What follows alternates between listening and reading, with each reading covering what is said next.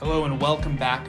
This is the one-day build. This one's a Leo, and it is a sword, and it's super cool. This was a tough install, but we actually have two 18650s, so we have phenomenal runtime. It's not fully finished or configured, as you can see from the board not being held in place.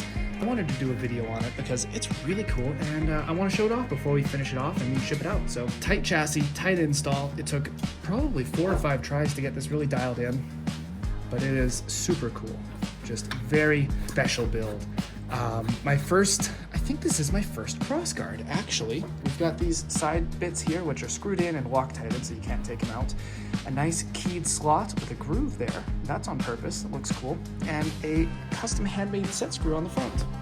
The set screw is super cool because it's made entirely by hand.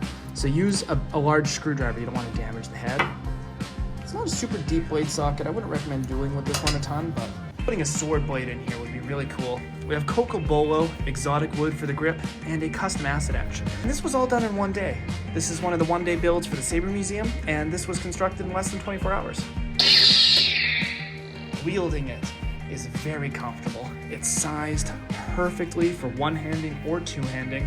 The control box is a great position, and it's just really cool looking. This is probably one of my favorite one-day builds. There's not really a lot more to say about it. I mean, it speaks for itself, to be honest. That's all for this video. Thanks for watching, and may the force be with you.